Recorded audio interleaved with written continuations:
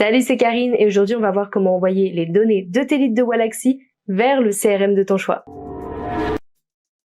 Mais avant de te montrer comment, je te fais un léger rappel de pourquoi le faire. Que tu sois solo ou dans une équipe, quand tu prospectes, en général, tu vas utiliser un CRM, soit un endroit où les données de tes prospects sont mises à jour. Wallaxy te permet d'automatiser ta prospection sur LinkedIn, via cold email et pas que. En soi, Wallaxy te permet aussi d'envoyer les données de ton choix sur tes leads vers le CRM de ton choix. En gros, tu peux scraper les informations de tes prospects en masse. Et quand tu prospectes, trouver les contacts de tes prospects, c'est vraiment un goal. Donc, que tu automatises ta prospection ou non, Wallaxy te permet de 1. Scraper les données de tes prospects sur LinkedIn et de 2. D'envoyer les informations récoltées vers ton CRM. Ce qui te fait gagner du temps et évite les erreurs humaines qui peuvent si souvent arriver lors de l'entrée des informations. Mais c'est pas tout. Wallaxy est en partenariat avec Drop Contact. Donc tu peux scraper les données LinkedIn des prospects qui t'intéressent, mais aussi demander à Wallaxy de rechercher l'email professionnel de tes prospects pour pouvoir les contacter tout en respectant les RGPD. Ok, on va pouvoir commencer. Si tu connais pas du tout Wallaxy, je te conseille de d'abord regarder ma vidéo sur ce qu'est une campagne et comment ça fonctionne. Je te laisse le lien dans la description.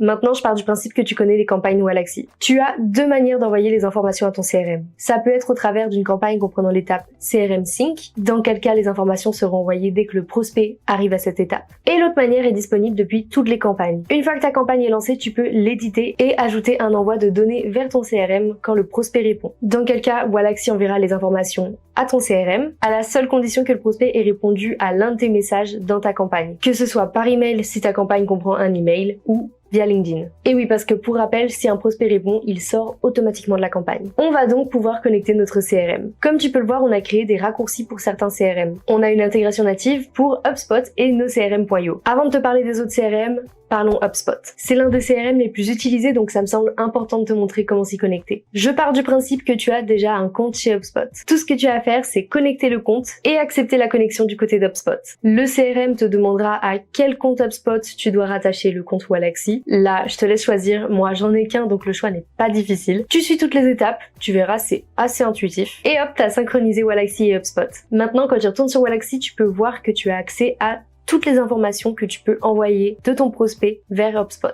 Donc à toi de choisir dans quelle liste HubSpot tu souhaites envoyer les informations. Ou de créer une liste directement depuis l'interface de Wallaxy si tu préfères. Et tu peux choisir toutes les infos que tu souhaites envoyer. Ensuite, tu appuies sur suivant pour sauvegarder, tu finalises ta campagne et le tour est joué. Super simple, non? Maintenant, si le CRM que tu utilises n'est ni HubSpot ni CRM.io, tu peux synchroniser ton CRM autrement. Comme tu peux le voir, on te propose d'autres CRM, Pipedrive, Salesforce ou Zoho. Ce ne sont pas des intégrations natives. Ce que je veux dire par là, c'est qu'il faut créer une automatisation manuellement pour synchroniser les CRM avec Wallaxy. Ces trois CRM sont ceux que nos utilisateurs utilisent le plus en dehors de HubSpot et NoCRM.io. Donc on a prétendu leur faire un tuto dédié pour les synchroniser manuellement. En cliquant sur l'étape 1, tu vas pouvoir faire une automatisation via Zapier qui est un outil d'intégration. Ce que je veux dire, c'est que même si ton CRM n'est pas proposé dans les CRM que tu peux voir ici, tu peux sûrement tout de même le synchroniser à Wallaxy. Mais on risque de pas avoir de tutoriel pour t'aider. Pour le synchroniser via Zapier, il te faut un abonnement Zapier Premium. Si jamais tu ne veux pas prendre d'abonnement Zapier pour connecter ton CRM, ce que je peux comprendre, tu peux créer ton propre webhook. Alors ça requiert des compétences informatiques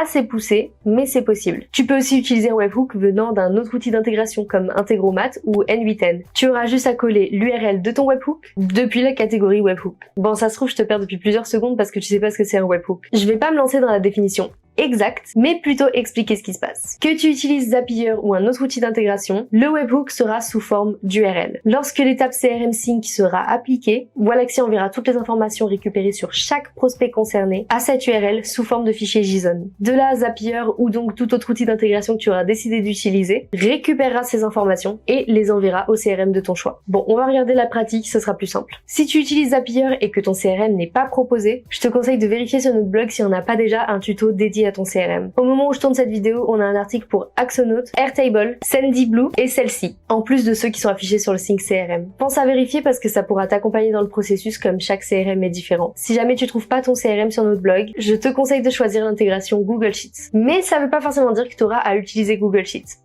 Je m'explique. En gros, avec cette intégration, tu pourras faire deux choses. Tu pourras envoyer les informations contenues dans ton webhook sur un Google Sheet que tu vas créer exprès, puis relier le Google Sheet à ton CRM si tu peux. Ou, si Zapier a une intégration vers ton CRM, tu pourras directement remplacer l'étape Google Sheet par celle qui amène vers ton CRM. Comme tu peux le voir, on a déjà pré-rempli le Zap. Tout d'abord, il te faut générer ton propre webhook. Pour ça, tu vas sur la première étape à la partie test, tu copies l'URL proposée par Zapier et tu la colles du côté de Waalaxy à l'étape correspondante. Tu testes du côté de Waalaxy, ça fonctionne. Tu retournes sur Zapier, tu testes et ça fonctionne, on reçoit bien les données test. Maintenant que c'est fait, il faut finir le Zap. Avant de se tourner vers l'option Google Sheet, je te conseille donc de chercher pour ton CRM dans les intégrations Zapier. Pour ça, rien de plus simple, tu crées une nouvelle étape et tu cherches ton CRM. Si tu le trouves, tu as juste à supprimer l'étape Google Sheet et finaliser l'intégration vers ton CRM. Si jamais Zapier n'a pas d'intégration vers ton CRM, il faudra envoyer les données à Google Sheets. Pense à supprimer l'étape que tu as rajoutée pour ton CRM, si jamais tu retournes sur l'option Google Sheets. Donc, pour récupérer les données, tu vas créer un Google Sheet. Attention, le mapping sera différent si tu lis ton webhook à Google Sheets, Pipedrive, Salesforce ou tout autre CRM. Donc,